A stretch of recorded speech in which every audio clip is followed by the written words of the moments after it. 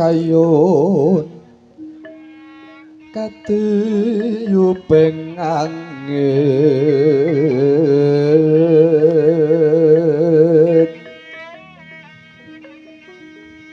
sumyak swaraning karengyuan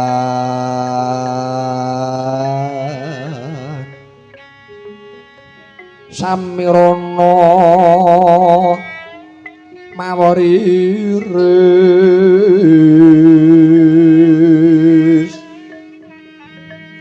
lumrang kandaning pos pita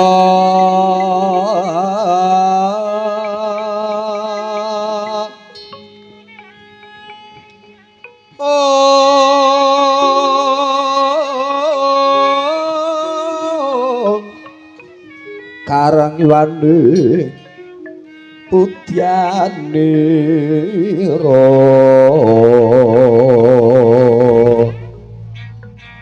sang Dwijawara ambrengenggo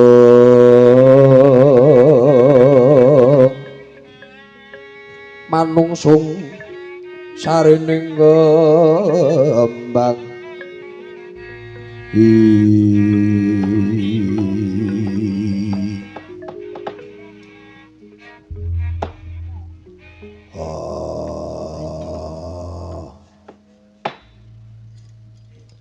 Antarja Gatotkaca Antasena Badararja satengamu nger nuringgih Rama Kyai boten wonten tunggal wiji punapa sowan kula Rama Kyai nuringgih Rama Kyai rahayu sak dugi kula Prabu Rama ngopo le omong aja kami sosolen inggih nyuwun pangapunten Kanjeng Rama Pak aku ngatur kesembah ya Pak yo tak tombo sembah anakku satelune lajeng wonten kawigatosan punapa dene jengandika Kanjeng Rama nyuwanaken kang putra tetiga Rama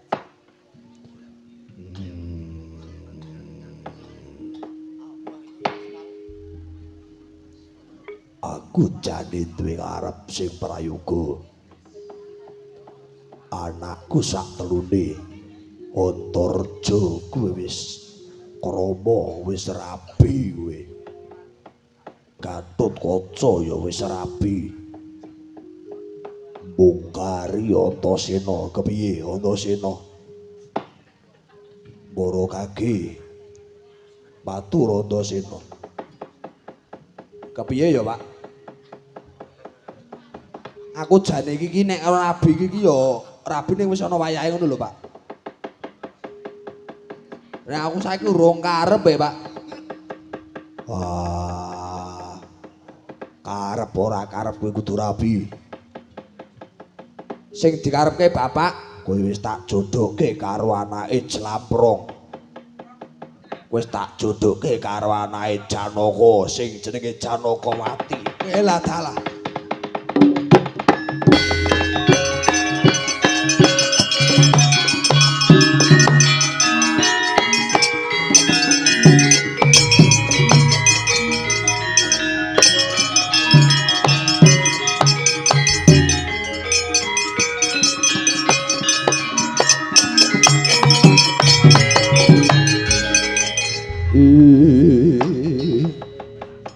Sena kumrega tambyuring mare ngrembak wadya tikang mancing jroning samudra gung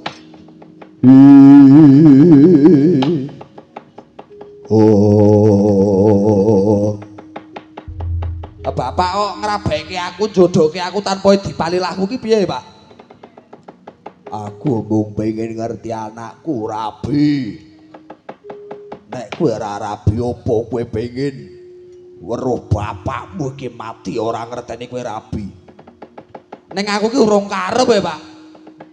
Aku urung karep dadi manten. Aku urung karep rabi. Engko nek aku rabi mongko urung dadi karepku. Nek ana moga-mogane piye? Ah, Antasena. Wah. Oh.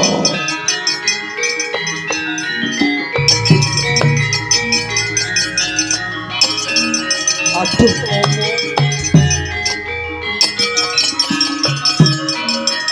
Romo.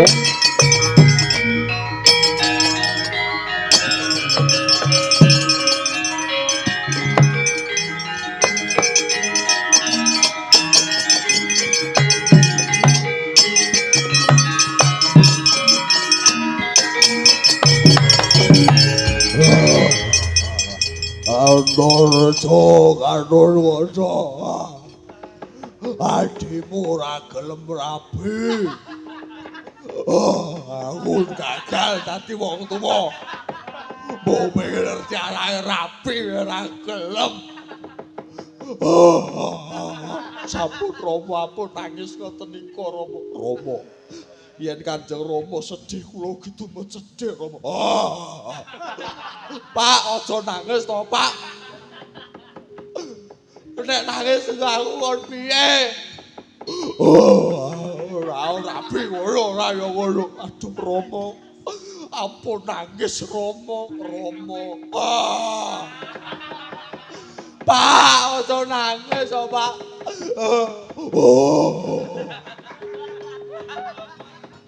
Rama, ampun ngoten Rama.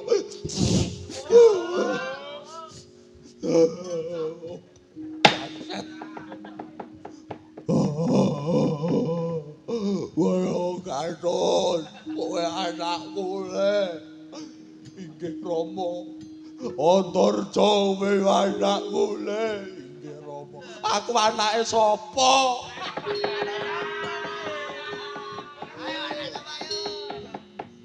Ampun nangis Rama. Ora nangis piye? Anak sing ora usah dadak tes DNA mirip mung kae. Mung rabi ora gelem. Sedih rasaku. Hancur hatiku. Pak, ana mung rabi kok ngono ki aja ngono to, Pak. Aku sedih nek bapak nangis. Sedih yo ngono ora yo ngono. Mung rabi ora gelem yo. Yo aku gelem rabi.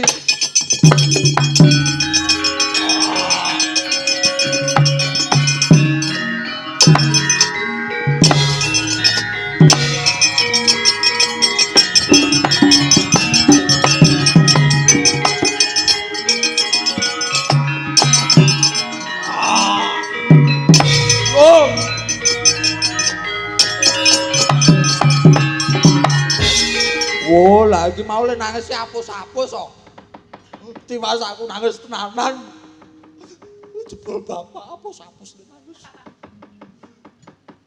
Wong lanang wis sing diugemi cangkeme. Wong lanang wis sing diugemi pangucape.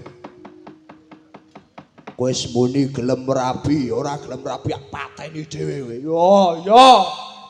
Mung arep rabi kok totoh nyawa. Ya wis nek ngono, aku melu bapak wae. Ngono ki ket mau-mau. Mung kon rabi dadak nggo drama apa, drama musikal apa. Melu aku. Yo. Mung rabi kok angel banget. Ngopo lho? Pripun Kakang Antarja? Ayo kuwi wis ngerti nek bapak le nangis etok-etokan jane. Ora ngomongi aku ya, Wan. Aku ora ngerti nek bapak le nangis etok-etokan. Lah kuwi ning ngarepe lho mau. Wong Kakang Antarja ngono geblas ngerti nek bapak nangis tenan lho. Ayo ora apa-apa, nangis tenan kok ora entuk.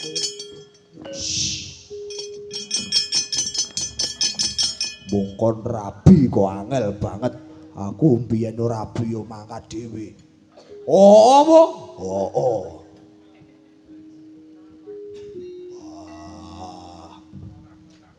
Ayo ke dandan. Dandan apa? Dandan manten. Wis kose ngamar urung situk dandan manten. Wingi kae li tuku rokok ning endi? Asono wae. Enak rokoke kae iki.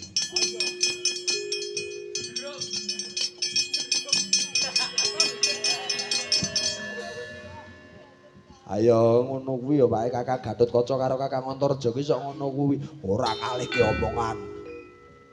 Ngomong arep rabi kok malah ngomong kakangne. Lho iya iya.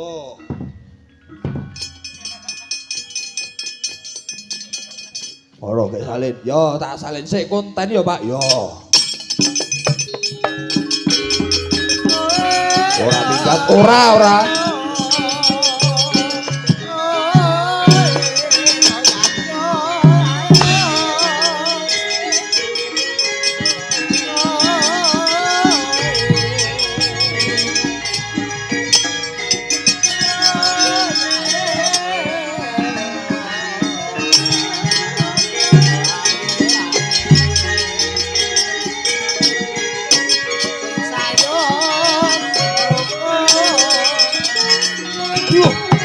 Mudhun Dimas Gatotkaca.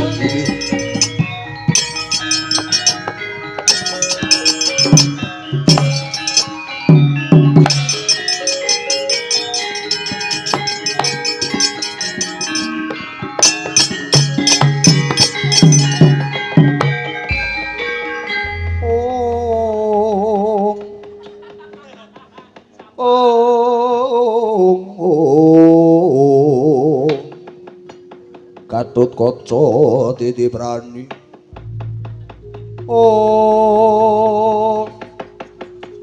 Tuhu satriya digdaya.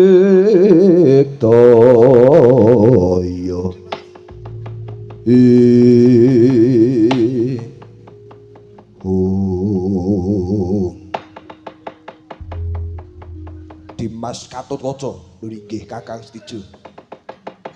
Ana kersa apa Dimas Gatotkaca ngalahana gegono? Ngetutke Kanjeng Rama kelawan Dimas Antasena tumuju ing kasatran Madukara. Ana wigati apa tumuju ing kasatran Madukara? Nglarapke adiku Antasena bakal dhaup karo Janakawati. Welah dalah. Antasena iso dhaup karo Janakawati yen wis gumrundung mustakar Stija. Welah. Kakang Stijo arep ngukup Yai Janakawati. Ora teges aku sing bakal ngukup. Nanging bakal tak paringake karo adhiku Setyaka. Yen kowe mangkono bareng-bareng wae tumuju nang kasatriyan Madukara. Pinanganten ndi sing dadi tetimbangane Yai Janakawati sing bakal dipalakrama. Ora iso. Adhiku ora ento ana sing madani. Yen to kados mekaten pekajenganipun Kakang Stijo kados pundi? Balya timbang tadi pelayon kowe. Ora besok ora gelem bali saiki ora gelem bali. Wani karo kakangmu. Apamu sing tak medeni Kakang Stijo? Wah. Ora minggat saka ngarepan karo tebuak diadamu. Mati diri aku. Potol gurumu Kakang Stijo.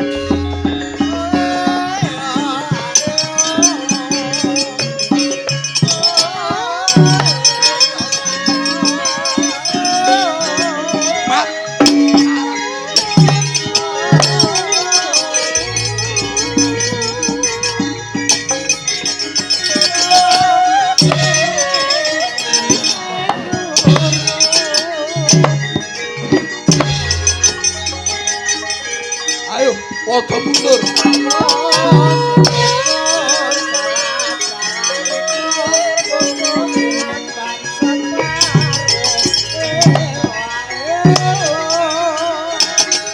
Waduh parang.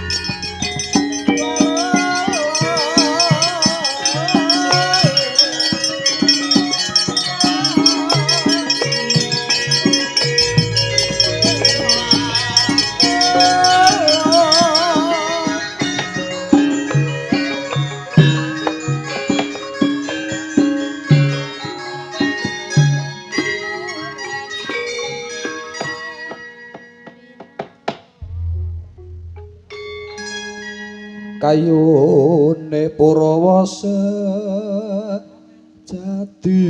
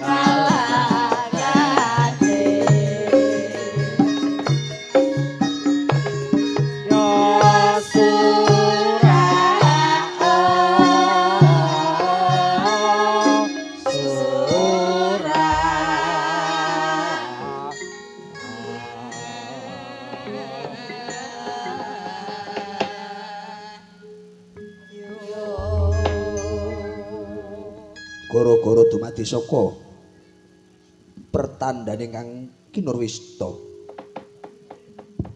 Ana kayon ngadeg jejeg mertandani yen to ngancik wonten ing madya carita. Laing ngriku gantiya kang kinocapa.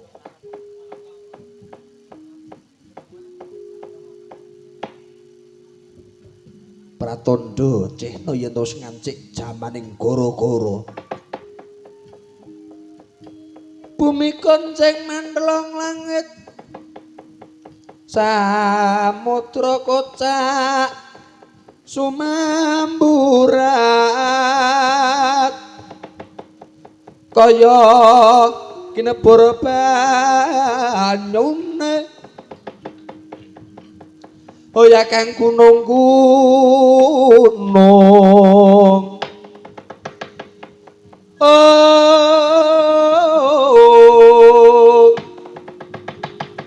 lemah bengkah mawetu geni katempuh kang Pancawara ing ngakasa gumludhuk swara lir gelap sasra kekayun rebah kadyoden babati katempuh kang Pancawara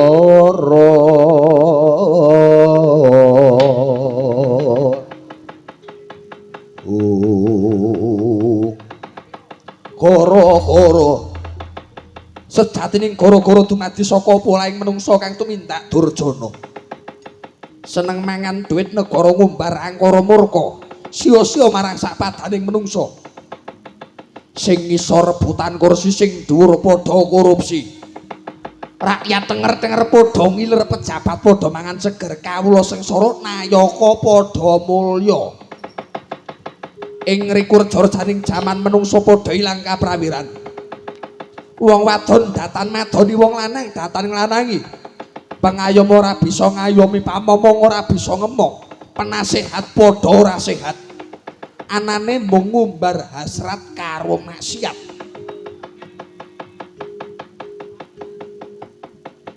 ing ngriku sing ana amung wong salah bungah wong bener keblinger wong jujur ajur wong ngapusi diajeni nanging tembe mburine mbak donya ingkang bakal ngadili sing maune wong salah mesti bakal seleh sing maune wong bener mesti bakaling bener wong jujur mesti bakaling mujur wong ngapusi mesti ditindaki wong becik mesti ketitik wong ala bakal ketara ing ngriku sirep gara-gara ingkang anyarengi timbuling Ratu Adil utawa satriya kang piningit ingkang gawe mulyaning kawula Nuswantara utusaning Gusti kang kuwasa jroning jagat pakeliran amung ngurmati mijiling perpat Punokawan iki Lurah Semar Nula Gareng Petruk Semawana Bagong ingkang medal tlatah ngeksi gondo alon ariris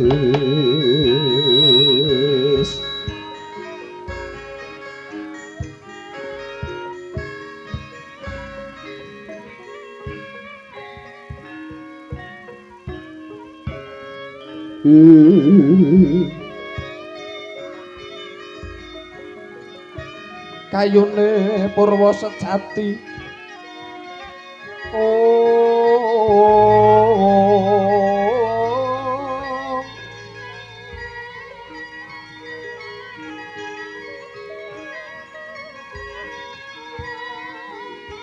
sumyak swaraning karenggiwan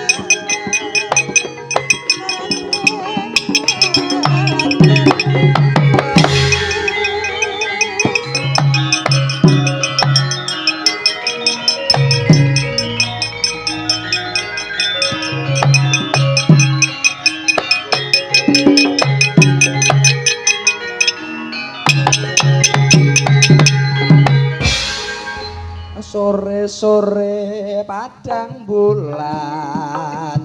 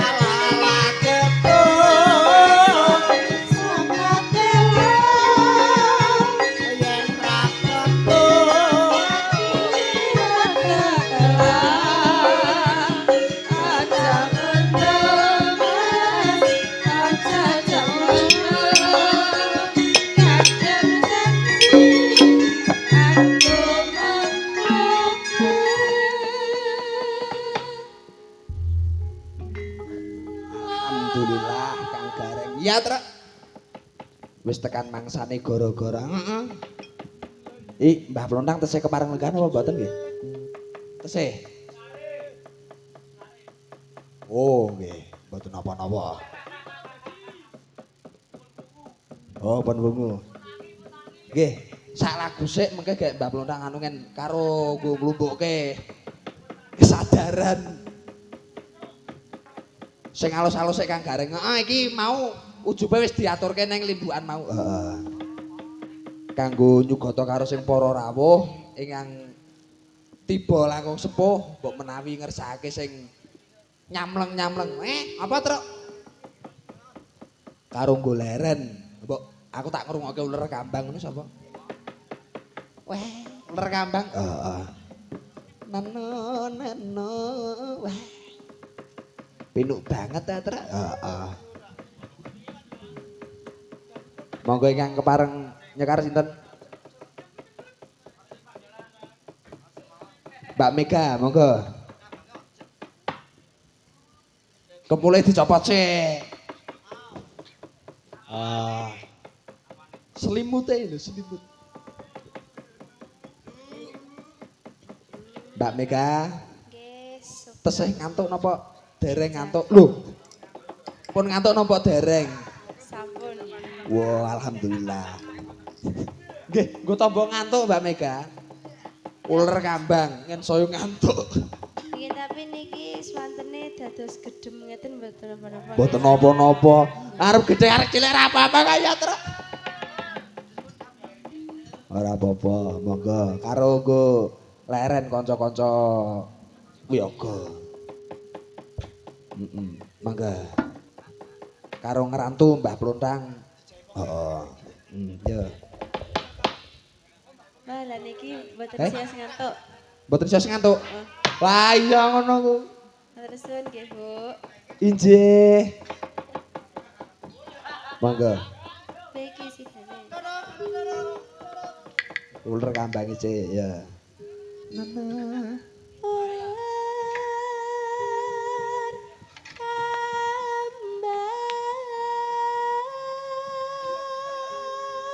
Kumambang ngawur.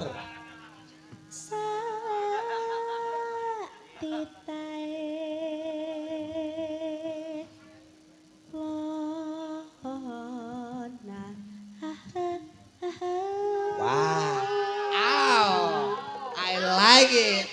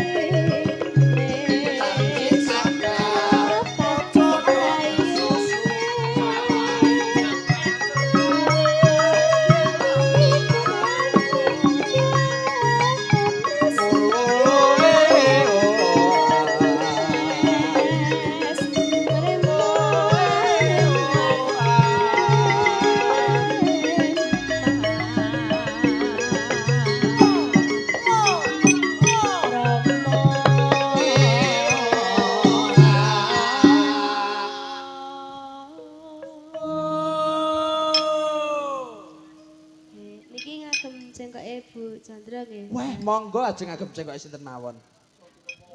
Candra wae kucinge.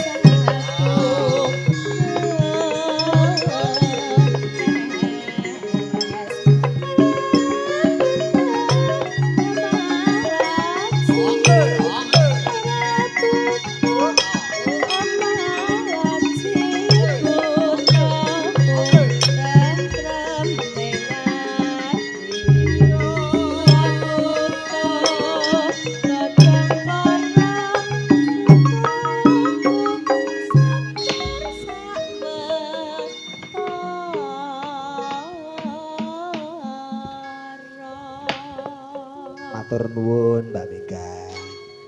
Matur nuwun. Mbah Blontang. Dalam Alhamdulillah. Mas Petro, Mas Bagong. Alhamdulillah. Alhamdulillah wa syukurillah.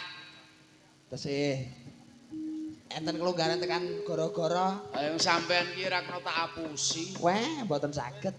Wong janjane sekali-sekalian niru cara kidul ming sak limbuang juk mulih. Ning adat-adat lumpen ing tlatah Semarang